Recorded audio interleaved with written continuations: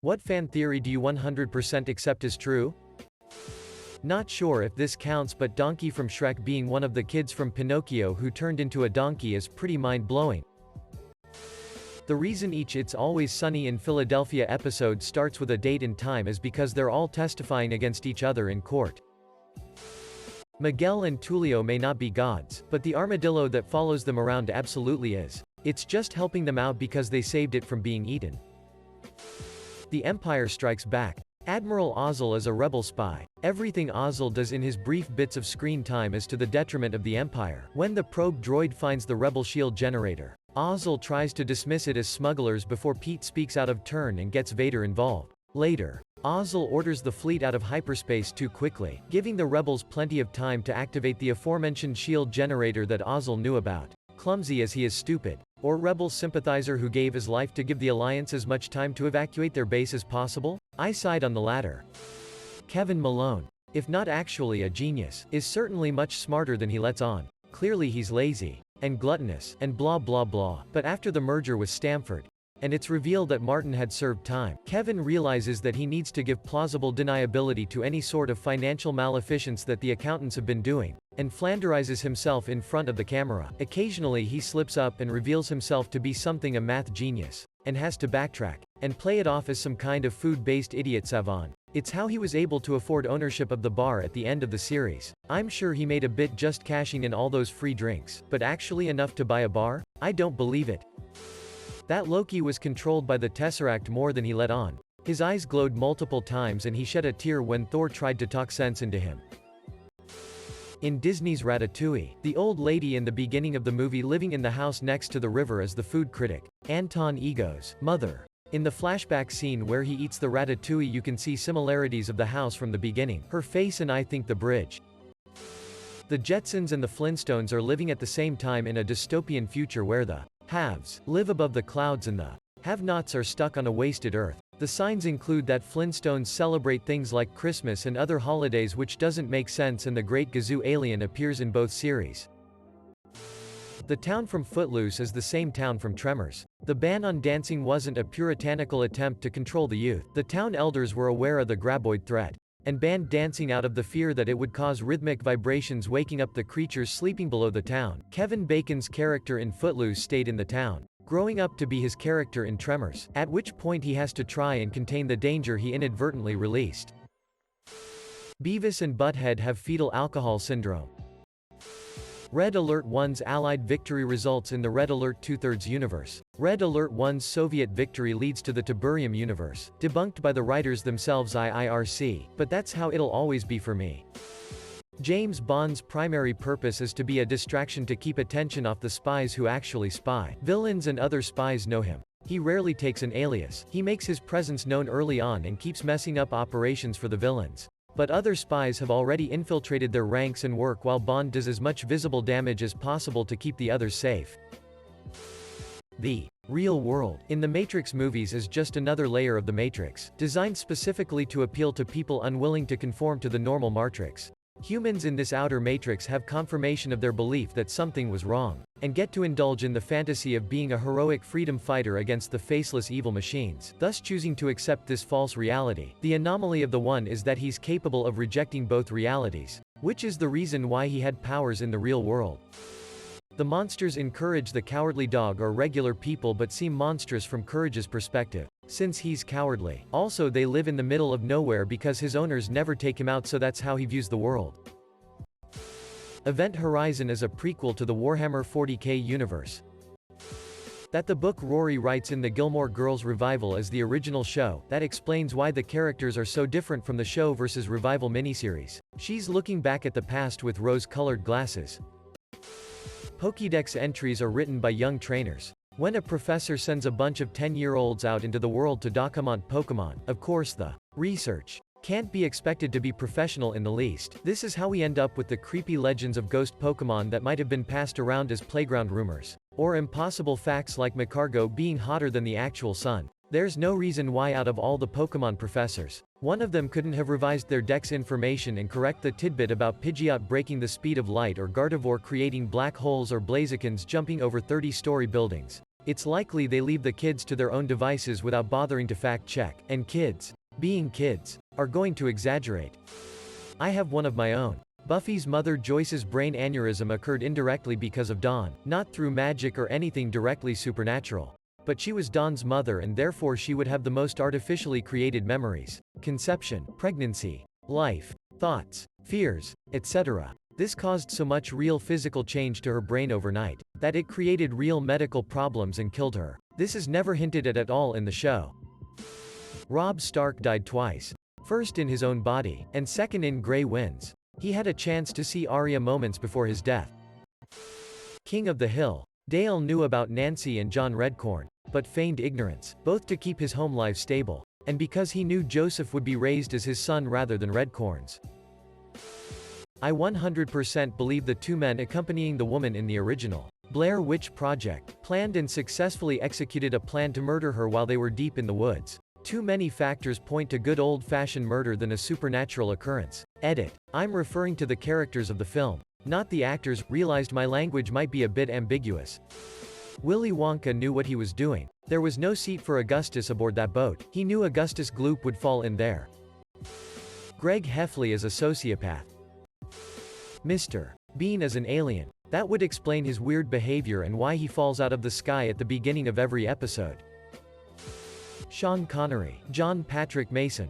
In The Rock was actually 007 who was captured while conducting espionage in the USA. After the events of the last Bond film with Connery. Diamonds Are Forever. Then imprisoned at Alcatraz.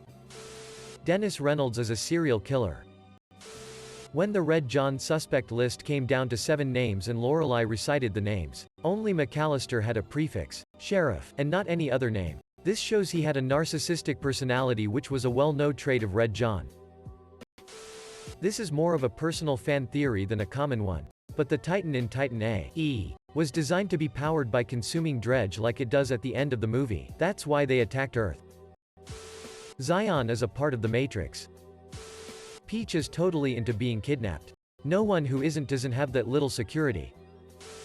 My own theory that in The Office when Andy proposes to Angela the people playing his parents are different actors because they are literally actors. As in he hired them to pose as his perfect parents, because his own parents couldn't be bothered to come. The people in the season 9 episode Garden Party are his real parents, who clearly are Diggs. The Mad Max films do not take place in a post-apocalyptic wasteland. It's just that's what happens when a bunch of Australians get lost in the desert. This was a Reddit post a while ago actually, but the theory was, in Empire Strikes Back, when Luke tells R2 to stay in the ship at various times, he doesn't stay put, because the last person to tell him that was Anakin and he never came back. Jessica Fletcher killed all those people and framed others for it. No way that a lady just happens to be involved in a murder every week. Mad Max and Waterworld take place at the same time on different parts of the same post-apocalyptic planet. They're just unaware of each other's existences. Every Star Wars planet is like a quarter the size of Earth. How else does each planet have just one biome? That Dora the Explorer is visually impaired. She needs the viewer's help to see something that's literally 3 feet away from her. And she doesn't look at things directly. Bill Cipher is still alive inside Stan Pine's mind after the ending of Gravity Falls. The clues leading to this conclusion, from fans, were so complex. They actually involved traveling to real locations and solving puzzles. Peter Pan kills any lost boy that grows into adulthood. Captain Hook and his pirates are all lost boys that have escaped and aim to stop him. Sebastian from Stardew Valley is a natural redhead. Spinach is just a front. Popeye is on steroids. The Paw Patrol pups are part of a post-AI initiative attempting to train enhanced, but subservient, companion animals to replace the robots that almost destroyed humanity. Everyone in Adventure Bay, Foggy Bottom, etc. are paid actors who place the pups in coordinated training exercises. Which is why Mayor Humdinger gets away with all his bullshit. Parenthood has melted my brain. Andy's parents are in the middle of a divorce when the first Toy Story is taking place. Thank you for starting this thread. I forgot how fun fan theories are. Mad Max Folktale Theory. The movies and games all have different narrators and different takes on Max because they're all stories being told by people in the wasteland. All of these great deeds and accomplishments are being attributed to one man who may or may not have ever really existed. Double Matrix Theory. The Matrix has an inner core and then an outer shell designed to give the illusion of escape. It's basically a corral where they can keep the escaped humans until the defense mechanism, the machines, can purge them. This is why Neo could use his powers outside the Matrix, why Smith could leave, and why Cypher could go in without anyone noticing. Pepe Sylvia. Is just Charlie trying to pronounce Pennsylvania. Kevin from The Office is secretly involved in a money laundering scheme. I can't imagine a guy as smart as him saying so dumb otherwise. Pinky is the genius. Even the theme song hints at the theory. One is a genius, the other's insane. They're Pinky and the brain. Spoiler for American History X ahead. I don't know if this is a fan theory, but I always believed the boy that shot Danny was the younger brother of the guy Derek Curb stomped and killed. That kid exacting revenge on his brother's killer by murdering the killer's brother speaks volumes emo. It also ties in beautifully with Danny's final speech about hate being baggage. So I always accepted that to be 100% true. Rick is Morty. And evil Morty is just a Morty that knows he'll become Rick if he doesn't deviate. Rick said, "I used to wear blue pants. And when he's drunk he asks for redheads." Morty likes redheads. Can't think of other coincidences off the top of my head, but I rewatched some of those episodes under that context and it made sense. Tom and Jerry were friends and not enemies. Jesse's girl is Stacy's mom. Captain Picard only speaks French. But thanks to the universal translators, no one would ever know. The secret ingredient is crab meat. Kermit caused 9/11. Not really much of a fan theory though, since it's unintentionally canon. Edit. Realized this should be explained. In the 2002 TV film, It's a Very Merry Muppet Christmas Movie, there's a part where an angel shows Kermit an alternate reality where he was never born. For whatever reason, the editors didn't really think about it, and continued to use footage with the Twin Towers still standing for this scene. However, they aren't there in his original universe.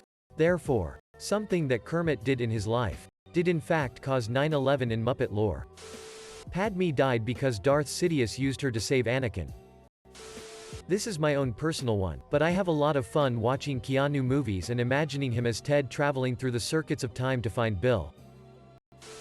House died in the fire in the final episode. The last 10 minutes where he rides off into the sunset with his best friend Wilson are his final hallucination. Edit. Changed. Dying dream. 2. Final hallucination. As he was hallucinating during the whole episode, and it's more in keeping with the theory. Scooby-Doo is a show about draft dodgers during the Vietnam War. Mrs. Frizzle from the Magic School Bus is a Time Lord hiding from the Time War. The bus is a TARDIS with a working chameleon circuit. Much like the Doctor, she has a strange affinity for humanity. But instead of traveling across time and space preventing disasters, she teaches a class of 5th graders 4 reasons. Squilliam plot. Every Squilliam-inspired episode. He doesn't actually have a band to play with. He just did that to embarrass Squidward. He doesn't actually teach a prestigious music school. He just did that to get Squidward arrested. His clique aren't his actual friends. They're paid actors to piss off Squidward. Wither Squilliam is jealous of Squidward for continuing to follow his dreams and having real friends rather than abandoning them to make money. Or they were once lovers. I prefer both. Edit. Length to theory. U2. B8VNUJGRZ4C. Doctor and Rose in the parallel world are perfectly happy with each other. Harry Potter and the Cursed Child is an in-universe work of alternative timeline metafiction by Rita Skeeter. The book is so terrible, and it's canon, according to JKR, that this is the only way I can make it fit in my head. Generally, I don't accept it as canon whatever JKR says to the contrary. The books and the universe ended at Deathly Hallows. Barney from How I Met Your Mother isn't actually as much of a womanizer as Ted says he is. Ted's an unreliable narrator and could have presented this image of Barney to his kids either because he was jealous of Barney's relationship with Robin, or because he wants Barney to look unsuitable for her. That way, Ted's kids see Ted and Robin as soulmates. In Half-Life 1, one of the lines the scientists say is, "Do you know who ate all the donuts?" It was Gordon Freeman. That's why he doesn't talk. He doesn't want to risk anyone smelling his donut breath. Or, alternatively, his mouth is just constantly stuffed with donuts. Inception. Leonardo's wedding ring is his totem, not the spinning top. If you watch, he only wears it in dreams. Never takes it off or puts it on, and no one ever touches it. The top was Mal's and doesn't work for him, which is why he always picked it up before a full spin. That the courier in Skyrim is a novice mage and uses the clairvoyant spell to find the Dragonborn. Palpatine used Padme's life force to save Anakin. Avatar: The Last Airbender takes place on a much smaller planet with lower gravity. This is why all of the characters can jump double, triple their height and fall multiple stories without grievous injuries. George R.R. Martin is having a difficult time finishing A Song of Ice and Fire because the fans already guessed everything and he's forcing himself to change up the story. Ditto or failed Mew clones. Scooby snacks are actually just edibles and Shaggy, Scooby are really frocking high the entire time. Marty McFly develops the inability to back down when called chicken in the second movie and on because in the first film, he creates a timeline where his father has confidence, changing the parenting style of his own background. Dumbledore was really deaf, since he at one point had all three of the Deathly Hallows and Harry was able to greet him as an old friend. The only way to get into Gryffindor is to want to get into Gryffindor. All the other houses are specific traits. Where Gryffindor is primarily about bravery. The bravery you need to get in is the bravery to want to be in Gryffindor. Also adds up with Harry being Slytherin why, Hermione and McGonagall being Ravenclaw why, and Ronan, if you ask me, Dumbledore being Hufflepuff why. If anyone is a natural-born Gryffindor that we see, it's Cedric, and he's a Hufflepuff. I'd argue it's cause he didn't want to be Gryffindor. That Bran in fact did not have the best story. Courage the dog is exaggerating normal occurrences into scary things cause he's a dog. The trolls in Frozen used magic to make Hans turn on Anna so Kristoff could have her. 1. Hans never really shows any signs of evil before the reveal. He even has that dumb smitten smile after meeting Anna. 2. So she's a bit of a fixer-upper. That's a minor thing. And get the fiancé out of the way and the whole thing will be fixed. 3. If his plan was always really as he said. He risks everything by letting Anna go after Elsa alone, without really even trying to either stop her or go with her. 4. He instructs his guards to make sure no harm comes to Elsa when they go to her palace. He should want her to die in the conflict. Way less messy than bringing her back and trying to have her executed while still marrying Anna. It makes too much sense. Droids in Star Wars were reprogrammed to feel pain after the Clone Wars. In the prequels, droids were injured all the time without issue. Even ones not meant for war. C-3PO was decapitated for example, but in the original trilogy, droids can clearly feel pain. They're even tortured by Jabba, and C-3PO is often terrified of being injured. The theory about why Molly Weasley was shouting about Platform 9 3/4 in the middle of King's Cross in potential violation of the Statute of Secrecy. As soon as I read this, it immediately became headcanon for me. Reddit, r, Harry Potter, comments, 8ptrnl, in case anyone is still wondering why Molly was. Regular show as an acid trip. Shut Up and Dance, by Walk the Moon and Hello, by Katy Perry are retellings of the same incident viewed from opposite sides. A tragic miscommunication where Katy thinks that she is being explicit that she isn't into him and just came to dance and Nicholas is interpreting everything she says as a heartfelt declaration of love and imagining their life together. Edit. Dragonette not Katy Perry. My bad. Birth control spells built into the Hogwarts school wards. This is 100% my own theory, but it makes sense. Never hear of any students getting pregnant, and it's a co-ed school where kids spend most of the year together. Magic or not, kids are idiots and will frock up any sort of birth control, even if it's a simple wave of a wand. So I think the founders built it into the school wards. No one can get pregnant on school grounds.